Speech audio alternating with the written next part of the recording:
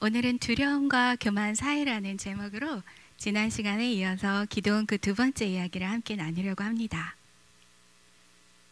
성경의 책 사사기가 하나님의 백성들이 약속의 땅에서 약속의 땅 가나안에서 어떻게 살아가고 있는지를 들여다볼 수 있는 책이라고 소개드렸습니다. 여기서 약속의 땅 가나안, 그 젖과 꿀이 흐른다는 성경적 개념을 좀 이해하실 필요가 있으세요. 우리가 생각하는 그 비옥함이나 풍요로움과는 차이가 있어요. 하나님께서 주관하시는 기후, 그리고 하나님께서 허락하시는 천수답의 물을 전적으로 의존할 때 비로소 약속하신 부요와 형통을 누리는 것을 의미하기 때문이죠. 그런 의미에서 젖과 꿀이 흐르는 그 약속의 땅은요, 하나님의 주권에 철저히 의존하며 약속을 믿고 순종함을 통해서 하나님의 백성들이 누릴 수 있는 언약적인 축복의 장소가 됩니다. 하지만 지난 시간 이미 살펴본 바와 같이요, 사사기는 이 약속의 땅에서 출발부터 위태로웠었죠. 하나님 말씀 대신에 그 땅의 우상 문화를 쫓아 살아갑니다. 그로 인해서 다음 세대에게 마땅히 계승되어야 할 믿음이 쇠퇴하고 또 하나님의 영광이 가려지곤 했어요. 그럼에도 하나님께서는 포기하지 않으시고 사사들을 세워 구속사를 이어가십니다.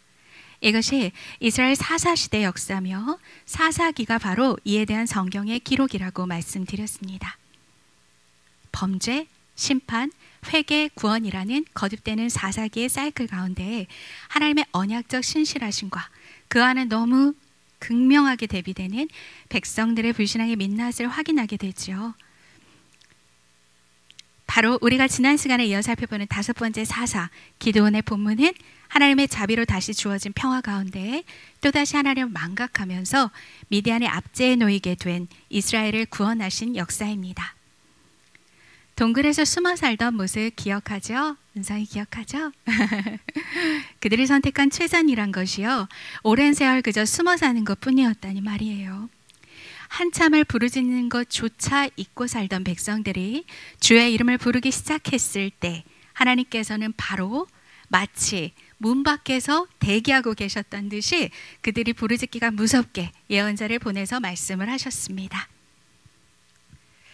그리고 이제 그 구원의 도구로 사용될 다음 컷 준비해 주시겠어요? 네. 그리고 이제 구원의 도구로 사용될 기드온에게 주님이 나타나시죠. 포도즙 틀에 숨어서 밀을 타적하던 우픈 기드온의 모습, 그리고 그를 부르시는 하나님의 눈물겨운 기대하심이 대비되는 바로 이 장면이 제가 꼽은 전편의 하이라이트 장면입니다. 그리고 기드온의 도발적인 질문이 이어졌었죠. 하나님께서 함께 계시면 우리가 왜 이런 고통을 당한답니까? 우리를 버리신 것 때문이 아니겠습니까? 하나님께서는 그들의 비참함과 궁핍이 하나님이 임재하시는 민족이지만 하나님 없는 나라처럼 주님을 놓치고 살아갔기 때문이라는 것을 일깨우시면서 다시 한번 이스라엘의 정체성을 세워주셨어요. 우리들의 정체성, 교회의 부르심이기도 한 이 말씀을 기억해 볼게요. 하나님이 함께 하신다. 하나님이 이미 그 속에 능력을 주셨다. 하나님이 친히 보내주신다. 이 세 가지를 꼭 기억해 주십시오. 기도는 하나님이 함께 하심에 대한 표징을 구하고 하나님께서는 응답해 주셨어요. 하나님과 관계가 회복된 기드온을 통해서 그곳에 샬롬의 제단이 세워지는 것을 또한 우리는 확인했습니다. 하나님의 구원의 도구로 쓰임 받기에 앞서서 먼저 제 집안에, 더 정확하게는 각자의 우상을 제거하기를 주님이 원하신다는 것을 각자 도전받는 시간이셨을 거예요. 그렇죠? 때마침 대적은요, 더 기승을 부리기 시작했고 자신들의 힘을 교합해서 주의 백성들을 칠 준비를 마쳤습니다. 하나님께서는 이때를 위해 세우신 사사 기드온에게 당신의 충만한 영을 허락해 주셨습니다. 그런데 지난 시간 사사기 6장의 말씀은요, 성경의 충만한 모습으로 끌맞춘 게 아니고요, 주의 구원을 재차 확인하는 의구심 가득한 기드온의 질문과 결국 다시 표징을 구하는 양터의 시험으로 끝이 났었죠. 이런 질문이었어요. 참으로 주님께서는, 정말로 주님께서는 말씀하신 그대로, 진짜 말씀하신 대로 저를 통해, 우리를 통해, 거룩한 빈 예수마를 통해 이스라엘을 구하시려고 하십니까? 자, 이제 이 질문을 마음에 담고 본격적으로 오늘 본문 사사기 7에서 8장의 본문으로 들어가 보려고 하는데요. 이 기도원의 질문이 오늘 상당히 중요합니다. 주님의 교회를 향한 이 부르심 앞에 내게는 이런 동일한 의구심이 없는지 점검하시는 것도 매우 중요하실 거예요. 자, 오늘 본문 7장은 기드온과 그를 따르는 이스라엘 백성들이 하롯이라는 샘 곁에서 군대로 모인 장면으로부터 시작이 되죠. 4개의 지파로 구성된 32,000명의 규모였어요. 그리고 미디안과 아말렉, 동방의 연합군은 그들의 북쪽 골짜기 모래 언덕에 진을 치고 있었어요. 그들의 숫자는 13만 5천이었습니다. 수적인 차이가 상당하죠. 숫자적으로 생각하면 틀림없이 이스라엘이 열세인 상황이었죠. 그런데 하나님께서는 와중에 기드온에게 이런 말씀을 하세요. 기드온아, 네가 거느린 민병대의 수가 너무 많구나. 이대로 전쟁에 나가 승리하게 된다면 이스라엘 백성들이 자기 힘으로 이겼다 자랑하게 될 것이다. 하나님께서는 기드온에게 모인 백성들을 향해 이제라도 두렵고 떨리거든 돌아가라고 외치게 하셨습니다. 하롯이란 샘의 이름은요, 두려움, 떨림이란 뜻을 가지고 있다고 해요. 10만이 넘는 숫자적 열세 가운데 그들이 서로 나 지금 떨고 있니? 그러지 않았을까요? 아는 분들은 네, 드라마의 장면입니다. 하는 상상을 해보게 되더라고요. 나 지금 떨고 있니? 사실 이 기드온도 그 질문에 예외가 아니었을 것 같아요. 두려운 자들은 돌아가도 좋다 하는 말을 듣자 기다렸다는 듯이 너도 나도 집으로 돌아들 가는데 그 수를 또 헤아려 보니까요. 처음 모였던 3만 2천 명의 백성 중에 2만 2천 명이 쑥 줄어들었어요. 이제 10,000명만이 기드온 곁에 남게 됩니다. 그런데 하나님께서 다시 기드온에게 군대의 숫자가 아직도 많다. 아직도 많으니 그들을 이끌고서 물가로 나아가라고 하셨어요. 내가 이 사람은 너와 함께 갈 거다라고 하면 그는 너와 함께 가게 될 거고, 내가 이 사람은 너와 함께 가지 못할 것이다 라고 하면 그는 가지 못할 것이라고 말씀하셨어요. 하나님께서 친히 기드온과 함께할 자들을 뽑으시겠다는 내용이겠죠. 물가로 내려가자 백성들이 저마다 물을 마시기 시작했어요. 하나님께서는 손으로 물을 떠서 입에 대고 핥는 자들과 물을 끓고 엎드려서 물을 마시는 자들을 구별하게 하셨습니다. 손으로 물을 움켜 입에 대고 핥는 사람의 수는 300명이었고요. 나머지 970명의 백성들은 무릎을 꿇고 물을 마셨습니다. 그때 하나님께서 말씀하셨어요. 내가 저기 물을 핥아먹는 300명으로 이스라엘을 구원하겠다. 나머지 백성들은 모두 돌려보내거라. 물 먹는 모습이 중요하냐고요? 아니죠. 하나님께서는 그저 아주 최소한의 인원을 참가시키기 원하셨을 거예요. 그들의 힘이 아닌, 그들의 능도 아닌 오직 하나님께서 이기게 하신다는 것을 모두에게 보여주시려는 하나님의 계획이셨죠. 숫자가 전혀 중요하지 않은 싸움인데도요, 저 역시 습관적으로 계산을 하고 싶어지더라고요. 적이 남은 300명으로 13만 5천과 싸우게 될 때 이스라엘 한 사람이 450명을 감당하는 전쟁이 됩니다. 하지만 걱정하지 마세요. 오늘 찬양으로 고백했듯 이 전쟁은 하나님께 속한 것입니다. 사실 제가 이것을 일부러 더 비교해 놓은 것은요, 우리가 다양한 삶의 현장에서 믿음의 선한 싸움을 싸워 나가야 할 때 눈에 보이는 거, 규모적인 거, 수적인 거, 양적인 거, 질적인 것들에 우리의 가치 기준이 확 묶이게 되기 때문에 우리를 이 기드온과 300명의 자리에 한번 직접 세워보고 싶었기 때문입니다. 우리가 여기쯤에 있을지 모르겠어요. 그날 밤 300명만 데리고 진영에 남게 됐을 때 기드온의 마음이 어땠을까요? 하나님께서는 기드온의 마음을 잘 알고 계셨어요. 우리 마음도 아시죠? 우리의 마음 하나하나도 또 기드온의 마음의 깊은 심연 폐부까지 살피시는 분이시죠. 하나님이 말씀하십니다. 기드온아, 너는 이제 300명과 함께 적진으로 쳐들어가라. 내가 그들을 이미 너의 손에 넘겨주었다. 내가 그들을 이미 너의 손에 넘겨주었다. 하나님께서 기드온에게 하신 이 표현을 삶에서 종종 자주 기억해 주십시오. 우리는 눈에 보이지 않지만 하나님께서 이미 약속해 주신 것을, 이미 약속해 주신 승리를 믿음의 실상으로 바라보고 확고히 붙잡는 믿음의 자녀들, 약속의 자녀들입니다.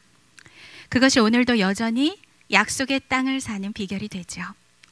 이렇게 승리 주시고 말씀도 주시고 믿음 없음을 도와주셨는데, 그럼에도 두려워 떠는 자녀들에게 다시 한번 무릎을 굽히고 눈높이를 맞추어 주시면서 선하게 이끌어 주시는 사건이 있는데요.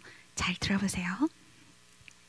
그러나 그럼에도 두렵다면 너의 불화와 함께 먼저 적진에 가서 적들이 무슨 말하고 있는지 좀 듣고 오거라.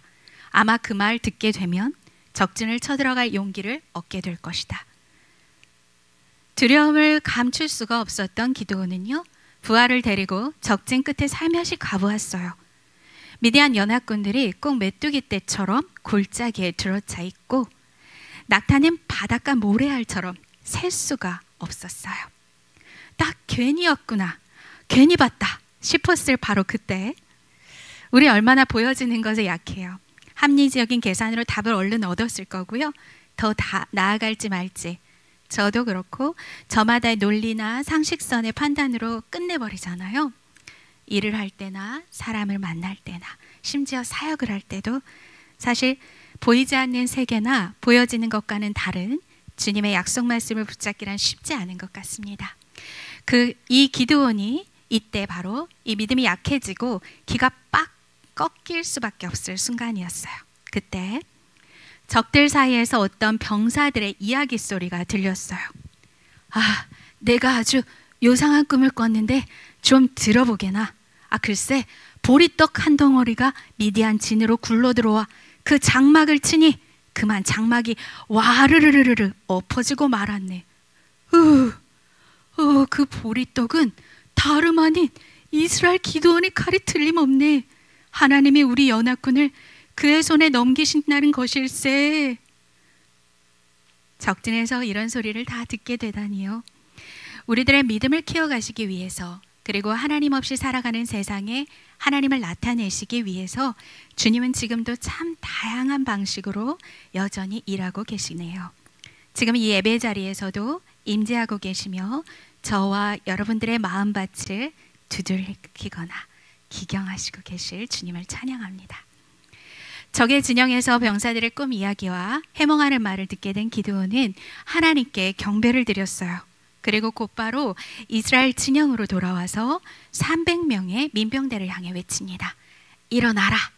하나님께서 미디안의 진을 너희들의 손에 넘겨주셨다. 와, 이제 드디어 이미 승리한 그 약속을 입술로 담대하게 선포할 수 있게 되었네요. 선포된 담대한 하나님의 말씀이 그들 속에 들어가니 믿음의 역사가 일어나기 시작했습니다. 믿음은 말씀을 들음에서 생겨나는 것이니까요. 300명을 세 부대로 나눴고 각 한 사람에게 한 손에는 나팔, 다른 한 손에는 횃불을 숨긴 항아리를 들게 했어요. 그리고는 지시합니다. 너희는 나를 보고 있다가 내가 하는 대로 따라하여라. 내가 나팔 불면 너희도 적진의 사방에서 나팔을 불며 이렇게 외쳐라. 하나님을 위하여. 그런데 뒤에 또 있어요. 기드온을 위하여. 이게 뭐죠? 좀 전까지 두려워서 다음 스텝을 어떻게 떼지도 못하던 기드온인데요. 두려움의 문제를 해결하자 그에게서 생각지 못한 낯선 모습을 보게 되는군요. 좀 더 그를 예의주시해야 되겠어요. 그들이 적진에 다다른 때는 한밤중이었습니다. 나팔을 불며 손에 든 항아리를 일시에 깨뜨리니까요.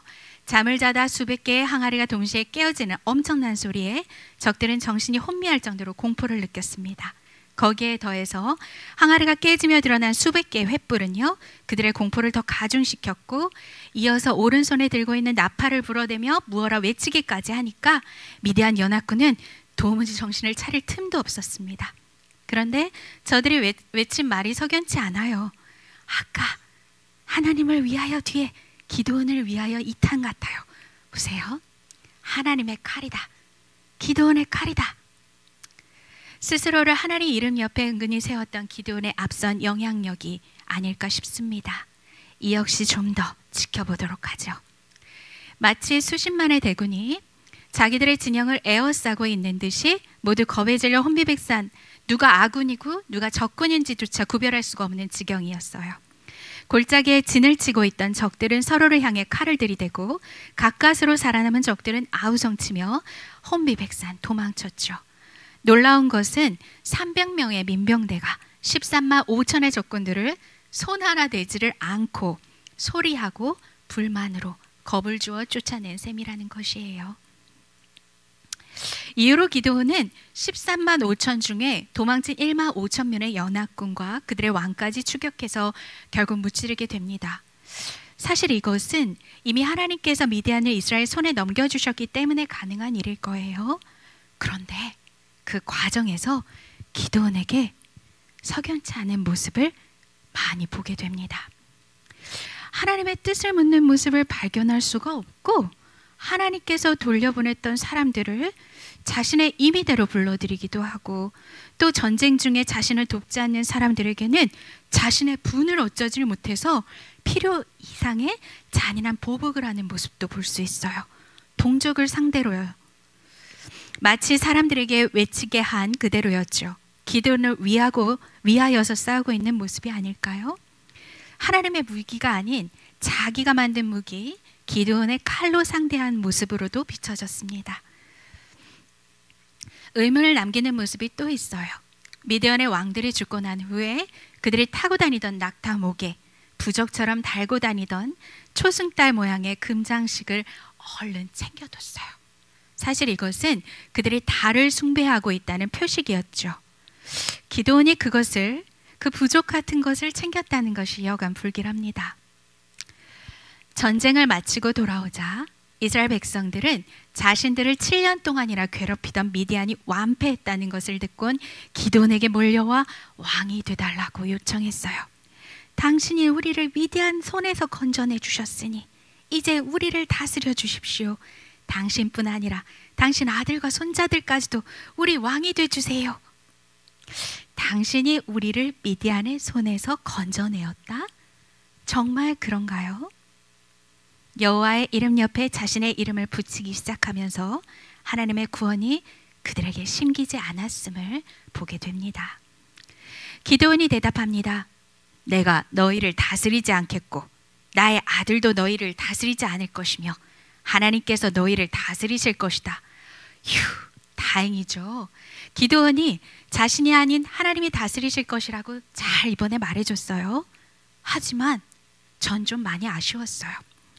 미디안 압제에서의 해방과 이 전쟁의 승리가 자신이 아닌 오직 하나님께서 허락해 주신 구원이었음을 가장 중요한 그것을 놓치고 있는 백성들에게, 그것을 혼돈하는 그들에게 하나님의 승리와 구원을 정확히 말해줄 수 있는 기회잖아요. 그것을 꼭 집어서 말해주었다면 얼마나 좋았을까요? 하나님께 그 시간에 드리지 못했던 영광을 올려드리면 또 얼마나 좋았을까 하는 아쉬움이 들었습니다. 기드온이 다시 무언가 말을 이어갑니다. 그런데 내 그대들에게 요청할 것이 하나 있네. 미디안 진영에서 금 귀고리들을 챙겨온 것으로 알고 있는데 그것을 내게 하나씩 주었으면 하오. 띠로리 이런 음악 하고 싶었는데요. 백성들은 기꺼이 드리리이다 하고 누군가 겉옷을 바닥에 펼쳐서 귀고리를 쌓기 시작하는데 어디서 모인 금 귀고리가 1700세겔이었어요. 무려 20kg의 금. 그 밖에도 초승달 모양의 금장식과 폐물들, 미디안 왕들이 입었던 그 비싼 옷감인 자주색 옷들, 낙타의 목을 꾸몄던 금사슬까지 기드온이 수많은 재물들을 모아들이게 됐죠. 기드온은 과연 그 많은 금들로 무엇을 하려는 것일까요? 오늘 제가 퀴즈를 냈는데요. 이 성경의 책이 판관기, 사사기, 재판하는 자들의 책이라는 것을 감안을 해서 재판하기 위해 하나님의 마음을 듣고 그것으로 판결하기 위해서라고 양보하여 생각을 해보기도 했지만요. 볼 때 기드온은 그 거두어들인 금으로 에봇을 만들어서 자기 집안에 거두어들였습니다. 이 에봇은요, 의복 위에 입는 조끼 형태로서 원래 판결 위에서 제사장들만 입는 특수한 목적의 옷이죠. 제사장이 아닌 기드온이 그것도 자신의 집 안에다가 에봇을 가지고 있는 것은 사실 엄격히 율법을 어기는 일이에요. 그리고 하나님의 뜻이 결코 아니었을 겁니다. 기드온의 이 위태로운 행보는요, 자신에게 올무가 될 뿐 아니라요, 이스라엘의 우상 숭배로 이어졌음을 성경이 남겨주고 있어요.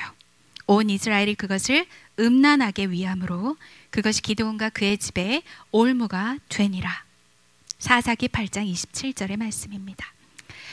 이후에 미디안 사람들이 더 이상 침략해오지 않았어요. 그랬기 때문에 기드온이 살아있는 40년 동안 평온하였다는 기록도 남겨지죠.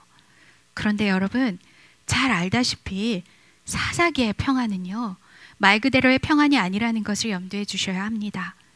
이스라엘 백성들에게 있어선 평안으로 느꼈을 그 시간인데, 하지만 하나님의 백성들이 평안할 때 그들을 곧 다시 배교하고 범죄로 가던 사사기의 이 패턴을 생각해 본다면 그 속에 죄의 싹이 아주 무섭게 자라나고 있었음을 증명하고 싶지 않지만 인정할 수밖에 없습니다. 역시 사사기 8장은 기드온이 죽자 우리가 염려한 그대로 바알들을 따라가 음행했고 자기들의 신으로 삼게 되었다고 8장이 마무리됩니다. 제 집안의 우상을 깨뜨리면서 시작된 6장의 기드온의 이야기가 그렇게 큰 해방과 승리를 경험하고도 다시 이스라엘이 우상 숭배의 원점으로 가는 실망스러운 그림으로 마무리되게 되죠. 저는 사실 다음 넘겨주시겠어요? 좀 의문이 들었어요. 왜냐하면 기드온의 변한 모습이 너무 종이 한 장 차이였었거든요. 기드온이 분명히 두려워 떨어서 적진에서 하나님이 들려주시는 꿈 이야기까지 들었을 때까지만 해도 벌벌 떨었는데요. 바로 다음 절이 기드온을 위하여 라는 자신의 이름을 슬며시 넣는 것으로 금세 변해 있는 것을 봤어요. 그래서 기드온에게 실망을 막 하고 있었는데 두려움을 떨다가 나를 위하여 외치다가 자기 칼을 휙휙 휘두르는 이해가 불가했는데요. 그 모습이 내 모습이고 또 우리 모습이고 그리스도인들의 모습이고 더 나아가서는 모든 인간들의 모습이라는 것을, 모든 사람들의 모습이라는 것을 다시 한번 인정할 수밖에 없는 시간이 되었습니다.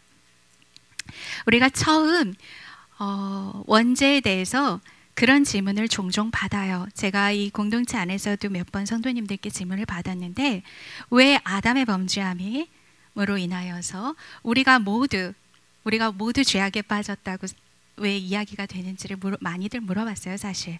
그런데 이 모습에서 자신의 모습을 좀 발견하지 않을까 하는 생각이 드네요. 우리가 두려워 떨거나 혹은 나를 위해서 금세 교만하거나. 다음 넘겨주시겠어요? 그렇게 우리는 두려움과 교만 사이를 헤매면서 사는 것 같아요. 그런데 이 차이가 아주 멀지 않고요. 마치 정말 한 절처럼, 종이 한 장처럼, 그리고 바로 동전의 앞뒤, 그리고 저의 마치 앞모습과 뒷모습처럼도 여겨졌습니다. 그렇다면 어떻게 이 우리의 원죄와도 같은 이 교만의 문제, 그리고 심지어 이 교만의 문제는요, 넘어짐의 앞잡이라고 할 만큼 모든 죄악의 뿌리가 되는 죄악이거든요. 그렇다면 내가 주인 되려는 그 교만의 문제와 그리고 계속해서 두려워하는 세상의 모든 상황과 재래의 유혹 가운데 우리가 염려하고 떠는 모습을 어떻게 해결할 수 있는가? 그 답을 오늘 처음 사사기 6장 기드온의 이야기를 시작하면서 하나님이 기드온보다 먼저 선지자를 보내야 했던 그 말씀에서 찾아보려고 합니다. 나는 주 너희 하나님이다. 너희가 살고 있는 땅에서 우상들을 섬기지 말라고 말씀하셨죠.